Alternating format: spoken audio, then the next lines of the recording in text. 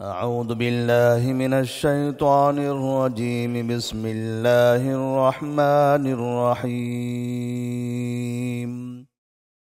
الذين عاهدت منهم ثم ينقضون عهدهم في كل مرة وهم لا يتقون فإما تثقفنهم في الحرب فشرد بهم من خلفهم لعلهم يذكرون وإما تخافن من قوم خيانة فانبذ إليهم على سواء إن الله لا يحب الخائنين.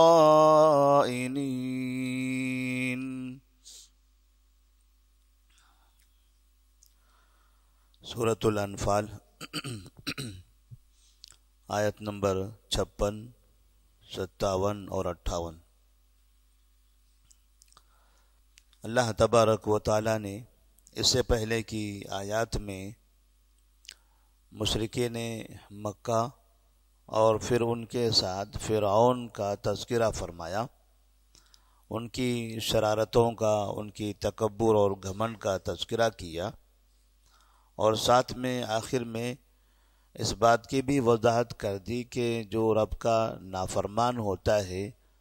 اور نافرمانی میں سرکشی کرتا ہے، حد سے تجاوز کرتا ہے، تو جس طرح اللہ تبارک و تعالی نے فرعون کو سزا دی، سمندر میں اس کو غرق کر دیا، تو یہ عذاب انسانوں کی نظروں میں ہے۔ لہذا ہر وہ انسان جو رب کی نافرمانی کرتے ہوئے تکبر کرے، سرکشی کرے، حد سے تجاوز کرے، تو اسے یہ سمجھ لینا چاہیے کہ جب اتنے بڑے لشکر کو، اتنی بڑی طاقت کو اللہ تبارک و تعالی نے سزا دے دی اور وہ انہیں سزا دینے پر قادر ہے، تو پھر دوسری طاقتوں کو کیوں نہیں قادر ہوگا؟ تو اللہ تبارک و تعالی نے یہ بھی اعلان کر دیا کہ برائی کا بدلہ مل کر رہے گا۔ فَمَن يَعْمَلْ مِثْقَالَ ذَرَّةٍ خَيْرًا يَرَهُ وَمَن يَعْمَلْ مِثْقَالَ ذَرَّةٍ شَرًّا يَرَهُ۔ اب برائی کا بدلہ دنیا میں بھی ہو سکتا ہے اور آخرت میں بھی۔ اس کے بعد اللہ تبارک و تعالی نے ایسے لوگوں کا تذکرہ فرمایا ہے جو نبی کریم صلی اللہ علیہ وسلم کے زمانے میں ہمیشہ مسلمانوں کو دھوکہ دیا کرتے تھے، معاہدہ کرتے توڑ دیتے، معاہدہ کرتے وعدہ کرتے خلاف ورزی کرتے، اور اس طرح سے ساتھ رہتے قریب رہتے ہوئے اچانک بیچ میں دھوکہ دے دیتے۔ تو ایسی قوم کا ذکر یہاں پر کیا گیا کہ دنیا کے اندر ایسی قومیں ہوں گی جو مسلمانوں کو ہمیشہ دھوکہ دیتے رہے گی۔ اللہ تبارک و تعالی فرماتے ہیں الذین عاہدت منہم ثم ینقضون عہدہم فی کل مرۃ وہم لا یتقون، کہ جن سے الذین عاہدت منہم، جن سے آپ معاہدہ کر لو، ثم ینقضون عہدہم، پھر وہ اپنے معاہدے کو توڑ دیتے ہیں، اپنے عہد کو توڑ دیتے ہیں، فی کل مرۃ، ہر مرتبہ، جتنی مرتبہ ان سے معاہدہ کرو، امن کا، بھائی چارگی کا، ایک دوسرے کے خلاف دھوکہ نہ دینے کا، تو ہمیشہ اس معاہدے کی وہ خلاف ورزی کرتے رہے، معاہدے کو توڑتے رہے۔ وہم لا یتقون، اس لیے کہ وہ ڈرتے نہیں ہیں، ان کو اللہ تبارک و تعالی سے ڈر نہیں ہے۔ اگر اللہ کا ڈر ہوتا، آخرت میں اپنے کیے کے انجام کی فکر ہوتی، تو وہ ایسا نہ کرتے۔ اب یہ اشارہ دو قوموں کی طرف ہے، کفار مکہ کی طرف بھی اور یہود کی طرف بھی۔ خصوصی طور پر مشرکین نے یہاں پر مدینہ کے اطراف میں رہنے والے یہودیوں کا تذکرہ فرمایا ہے کہ جب ان یہودیوں سے نبی کریم صلی اللہ علیہ وسلم نے امن کا معاہدہ کر لیا تھا۔ جب آپ مکہ سے ہجرت کر کے مدینہ منورہ آئے تو وہاں پر 3 بڑے مشہور یہودی قبائل آباد تھے، بڑے مالدار خوشحال تھے، بڑے بڑے ان کے قلعے تھے، ان کی اچھی آبادیاں تھیں، ان کے کھجوروں کے باغات تھے، بازاروں میں ان کا دبدبہ تھا، اور تجارت اور معیشت پر ان کا غلبہ تھا۔ ان لوگوں کے ساتھ آپ صلی اللہ علیہ وسلم نے امن کا معاہدہ کر لیا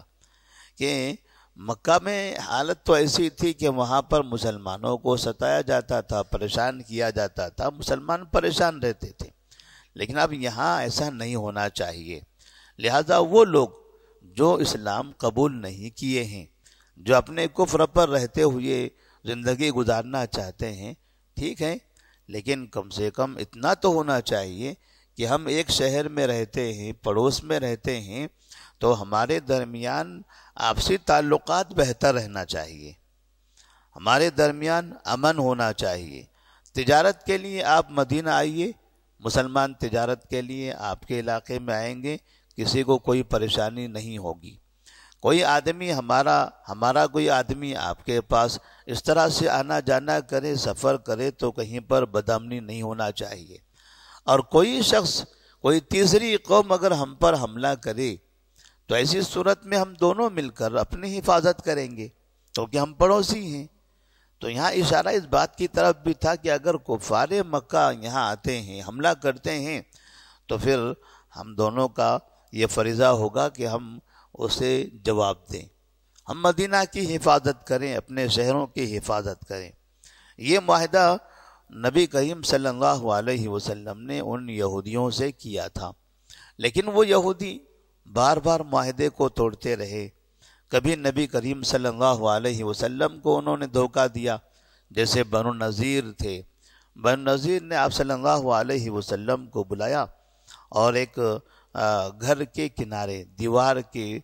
سائے میں آپ صلی اللہ علیہ وسلم بیٹھے ہوئے تھے کہ اس قبیلے کے لوگوں نے دیکھا کہ محمد صلی اللہ علیہ وسلم اکیلے بیٹھے ہوئے ہیں، اور یہاں ہمارا ہی قبیلہ ہے، ہمارے ہی لوگ ہیں، تو یہ نبی کو قتل کرنے کا اچھا موقع ہے، نبی کو قتل کرنے کا اچھا موقع ہے۔ تو ان میں سے ایک آدمی چکی کا پارٹ جو پتھر کا ہوتا ہے آٹا پیسنے کے لیے، تو وہ اٹھا کر لے جاتا ہے اور چھت پر پہنچ جاتا ہے، تاکہ چھت کے اوپر سے نبی کے سر پر گرا دیا جائے کہ آپ کا خاتمہ ہو۔ اللہ تبارک و تعالیٰ نے جبرائیل علیہ السلام کو بھیج کر نبی کریم صلی اللہ علیہ وسلم کو اس کی اطلاع دے دی۔ وہ اوپر پہنچا تھا کہ آپ صلی اللہ علیہ وسلم فوری طور پر وہاں سے اڑ گئے، اور آپ کو اس بات کی جب خبر ملی تو آپ نے ان دھوکے بازوں کو سزا دینی چاہیے۔ ایسے ہی بنو قینقاع جو دوسرا قبیلہ تھا، اس قبیلے نے چونکہ امن کا معاہدہ تھا کہ ہمارے لوگ آپ کے علاقے میں، آپ کے لوگ ہمارے علاقے میں آئیں گے تو کوئی کسی کو پریشان نہیں کرے گا، یہودی مدینہ آ سکتے ہیں اور مدینہ کے مسلمان یہودیوں کے علاقوں میں جا سکتے ہیں، یہاں وہاں کی تجارتیں آپس میں مل کر کریں گے، کوئی کسی کو پریشانی نہیں ہونی چاہیے۔ تو بنو قینقاع کے علاقے میں ایک مسلم عورت گئی تھی کچھ سامان خریدنے کے لیے، تو وہاں پر ایک دکان پر وہ تھوڑی دیر کے لیے بیٹھی۔ وہ دکان یہودی کی تھی، اس نے بیٹھے بیٹھے پیچھے سے ان کے کپڑے کو باندھ دیا۔ اب جیسے یہ مسلم عورت یعنی وہ صحابیہ رضی اللہ تعالیٰ عنہ جب وہاں سے اب کام ہونے کے بعد تھوڑا سا آرام کر کے اب وہاں سے اٹھنا چاہتی ہیں، آگے بڑھنے لگی تو وہ کپڑا بندھا ہوا تھا، وہ پیچھے کھنچ گیا، جس کی وجہ سے وہ ان کا کپڑا اتر گیا، اور انہوں نے فوراً مسلمانوں کو مدد کی آواز دی، اور اس طرح سے ایک بڑا واقعہ پیش آیا۔ نبی کریم صلی اللہ علیہ وسلم نے پھر یہاں پر بھی یہودیوں کو تنبیہ کر دی کہ ان لوگوں سے تو ہم نے امن کا معاہدہ کیا ہوا ہے، اور یہ ہمیشہ مسلمانوں کو چھیڑتے رہتے ہیں، مسلمانوں کو تکلیف دیتے ہیں، پریشان کرتے ہیں۔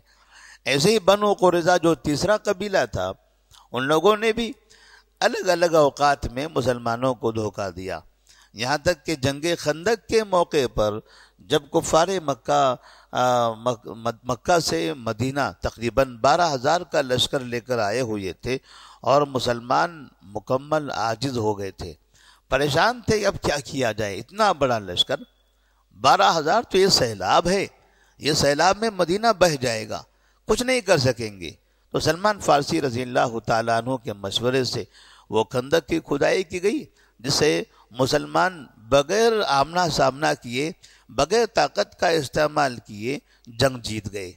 تو یہ ایک مسلمانوں کی دور اندیشی بھی تھی کہ ضروری نہیں ہے کہ کسی قوم سے آپ ہمیشہ ٹکراتے ہی رہ جائیں،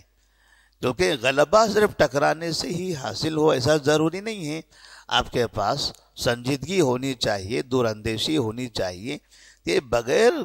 کم سے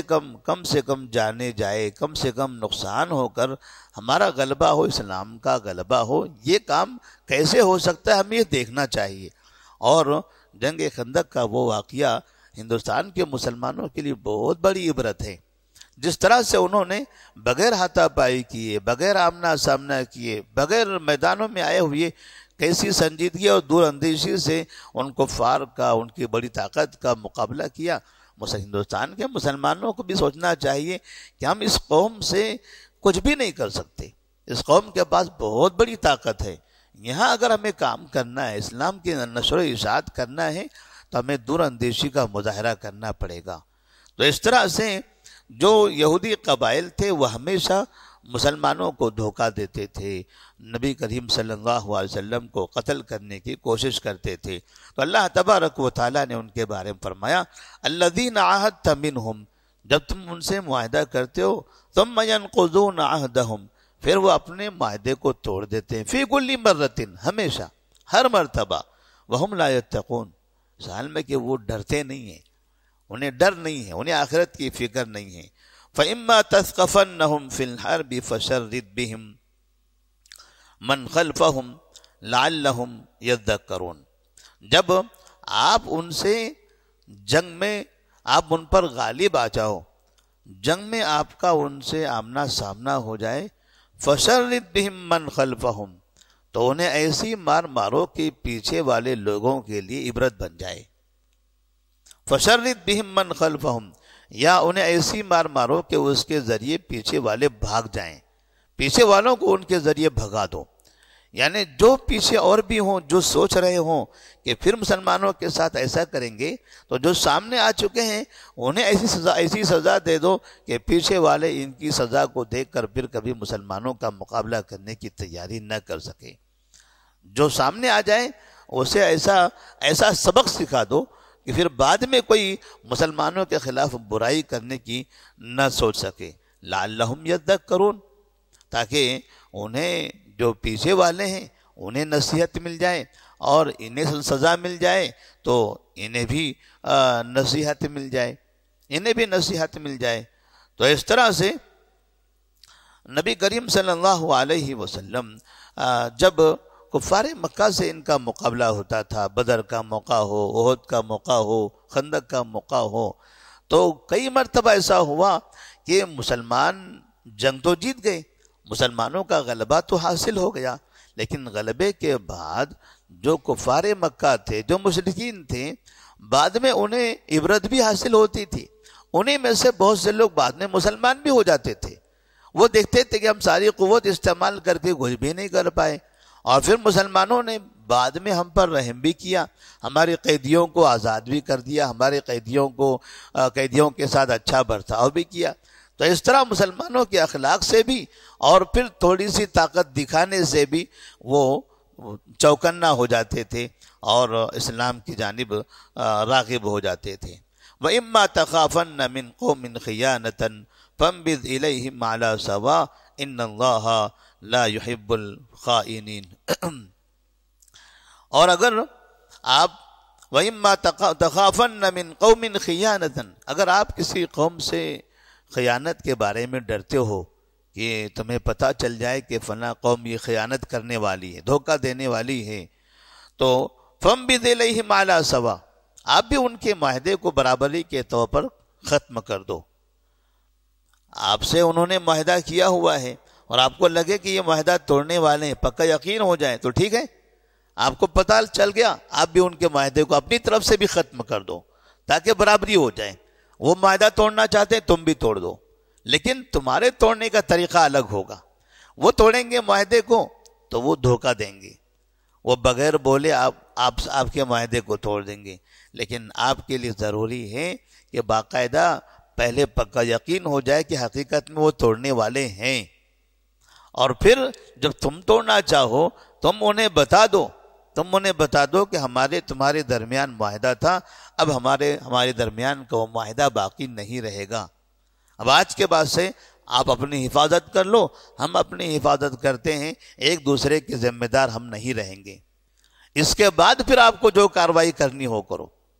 ایسا نہیں کہ بغیر بتائے معاہدے کو توڑ کر ان پر حملہ کر دو یا انہیں نقصان پہنچاؤ۔ کیوں؟ اس لیے کہ ان اللہ لا يحب الخائنین، اللہ تبارک و تعالی خیانت کرنے والوں کو پسند نہیں کرتا، خیانت کرنے والوں کو پسند نہیں کرتا۔ مسلمانوں کے ساتھ خیانت کرنا یہ بھی خیانت ہے، کافروں کے ساتھ خیانت کرنا یہ بھی خیانت ہے، یہودیوں کے ساتھ خیانت کرنا یہ بھی خیانت ہے۔ کسی بھی قوم کے ساتھ اگر مسلمان خیانت کرتا ہے تو خیانت کرنے والا تو مسلمان ہوا، جس کے ساتھ خیانت کی گئی وہ کافر ہے، لیکن کرنے والا کون ہے؟ مسلمان۔ تو مسلمان کا تو یہ طریقہ نہیں ہونا چاہیے۔ جیسے بعض مرتبہ بہت سے مسلمان یہ سوچتے ہیں چلو ہم نے چوری بھی کیا ہے تو کس کی کیا؟ کافر کی کیا نا۔ فنا زمین پہ ہم نے قبضہ بھی کیا تو کس کی زمین تھی؟ وہ فنا کی تھی، کسی اللہ کے بندے مسلمان کی تو نہیں تھی نا، وہ تھی تو کس کی تھی؟ سرکار کی تھی۔ سرکار کیا ہے؟ وہ کوئی اور قبضہ کر لیتا، میں نے کر لیا۔ وہ فنا ڈاکو کر رہا تھا، فنا گنڈا کر رہا تھا، فنا دادا کر رہا تھا، میں نے کر لیا۔ میں کروں گا تو کچھ خیر کا کام کروں گا، کم سے کم مسلمان تو رہیں گے وہاں پر۔ وہ لوگ ہمارے ساتھ ایسا کرتے ہیں، چلے ہم بھی تو لائٹ کی چوری کر لیتے ہیں، ہم بھی کر لیتے ہیں، وہ کرتے ہیں ہم بھی چوری کر لیتے ہیں، وہ کرتے ہیں تو ہم بھی کریں گے۔ تو ظاہر سے بات ہے وہ کرتے ہیں تو وہ کافر ہیں، وہ گنہگار ہیں۔ اگر مسلمان بھی کر رہے ہیں سامنے تو وہ بھی گنہگار ہیں۔ میں ان کے مقابلے میں کرنا چاہتا ہوں تو میں کس کے ساتھ کر رہا ہوں؟